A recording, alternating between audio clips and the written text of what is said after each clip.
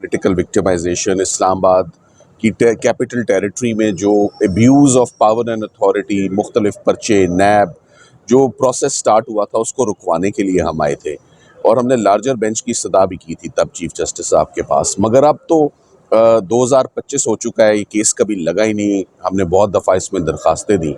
आज फाइनली जब 2 साल और 4 माह के बाद ये केस लग गया तो हमने आज जजेस को सिर्फ यही बताया है कि हम तो आए थे इसको रुकवाने, मगर हमें पता नहीं उस वक़्त का हमें स्कोर पता लगा 127 केसेस का जो हमने फ़ाइट किया।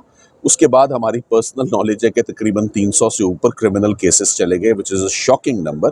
ये इम्पॉसिबल था to contest these number of cases, मगर इमरान खान साहब ने वो तमाम केसेस लड़े, उसमें हम तमाम केसेस में एक्विटल्स हुए, ज़मानतें हो गई या ट्रायल्स ही कभी नहीं शुरू हुए।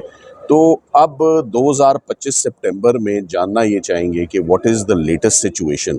यानी एक जो टीम खेलने आती है उसको ये तो पता हो कि पिछली टीम स्कोर कितना बना के गई है, जिसको फॉलो करना है, कितने खिलाड़ी आउट हो गए हैं, कितने रन आउट हो गए हैं, कितने केसेस चल रहे हैं। सो आज बड़ी तफसीली हेयरिंग हुई है इस्लामाबाद हाई कोर्ट में। जज साहब ने हमें बड़ी पेशेंट हेयरिंग दी है।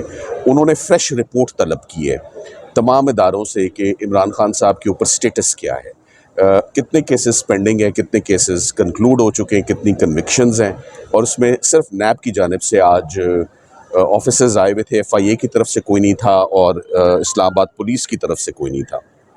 सो अब ये केस इसमें 10-15 दिन की उनको अपॉर्चुनिटी मिलेगी, उसके अंदर वो अपनी रिपोर्ट्स सबमिट करेंगे। साथ ही साथ में हमने ये भी आज इस्तदा अदालत के आगे रखी है कि इसमें लार्जर बेंच कॉन्स्टिट्यूट किया जाए। ये बड़ा सीरियस मामला है, तो सीरियस मामलात में कॉन्स्टिट्यूशनल इशू है, लॉ डेवलप नहीं हुआ है इस रीजन में, तो इसमें जो massive abuse of criminal machinery, abuse of power and authority bye all these law enforcing agencies हैं जो पॉलिटिकल स्कोरिंग के लिए ये अपने फोरम प्रोवाइड करते हैं, this has to an end. तो मेरा ख्याल है कि इंशाल्लाह ये आज एक पॉजिटिव डेवलपमेंट है।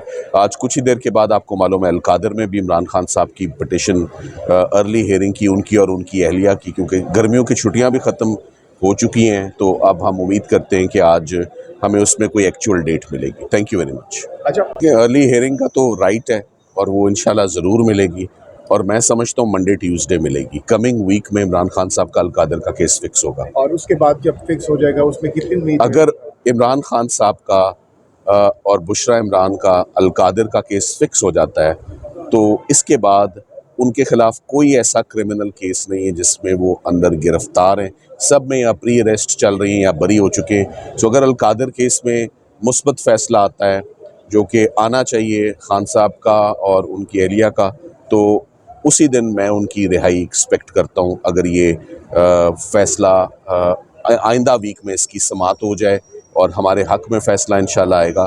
इसके बाद कोई केस खान साहब के ऊपर ऐसा मौजूद नहीं है जिसमें वो जेल के अंदर हों। यही बात आज हमने बेंच के आगे भी रखी है कि हम एक ही चीज़ करते रहें, केसेस ख़त्म करते रहें।